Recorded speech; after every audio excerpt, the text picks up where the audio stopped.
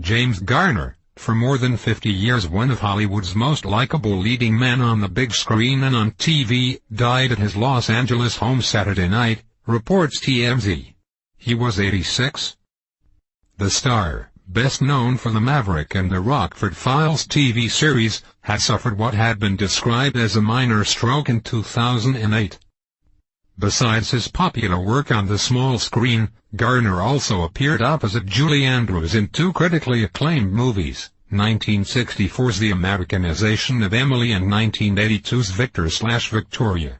In addition, he co-starred opposite Doris Day in The Thrill of It All and Move Over, Darling, both 1963, and added his own charm to perhaps one of the greatest buddy movies of all time, 1963's The Great Escape, with Steve McQueen. Another box office hit was the 1966 racing film Grand Prix, which put him in widescreen cinema. Besides appearing as an aged astronaut with Clint Eastwood in 2000's Space Cowboys, Garner had later roles in the 2004 film The Notebook and as Katie Sagal's father on the ABC sitcom 8 Simple Rules. This is Jim Rockford. At the tone, leave your name and message. I'll get back to you. TV Guide recently named James Garner one of the favorite TV personalities of all time. Since the early 60s, Mr. Garner has entertained us with his own unique style of character creation. Sometimes when you least expect it, your hero arrives. His success in film and TV has stretched over 30 years. But do we know any more about this man than what we see on the screen? You know, James Garner is a lot like George Strait. He just does his work and he goes home with not a lot of fanfare. Doesn't do the party circuit, doesn't even like to talk about himself. But sometimes you do what you gotta do. When you were in Cheyenne, they said they did a little screen test with you at Warner Brothers, and you did a couple of bit parts in Cheyenne. And you got so many letters from girls that called you cool, cute, and sexy. Did you ever think of yourself as cute, cool, and sexy? Not any of those. And I don't remember all that. I don't remember. Well, of course, I don't remember. That's 40 years ago. But I never thought I was cute or sexy or what was the other one? Cool, cute, and sexy. Cool. No, not any of those. Well, I mean, you're a handsome man. I'm sure you know, I've got pictures here to prove, that we'll show here on television when you were dapper. Look at this guy here. I mean, he was a screen idol. Did you ever get caught up, in the Hollywood thing of the girls writing letters and the ego get out of control and that kind of stuff? No, because I was married all the time. Couldn't even listen to those. I really never paid much attention to that, And you never paid much publicity, and you never did go out and hang out in the nightclubs and do any of that stuff, did you? No, I didn't do the Hollywood scene.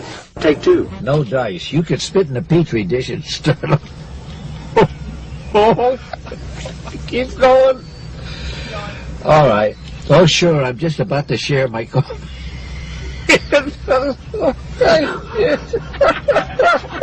At the movies right now is the very funny film My Fellow Americans. James Garner plays a president. He looks like one. He even has some Abe Lincoln legend-like qualities. You worked very hard. I mean, if you read your biography, I'm sure you can't even remember these jobs because we all have them. I don't even know what some of these things are, but what's a hod carrier?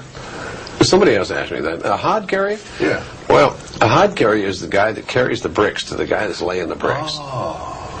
When they're building a wall up there, and you say, how did they get up there? Well, this guy's got this pole with this V-shaped thing, and you put bricks in them, and you push them up there. Well, my goodness, you did dishwashers, and you were a golf ball retriever. That was pretty wild. Well, we did that. We just made extra money going. Insurance salesman? You sold insurance? Yeah.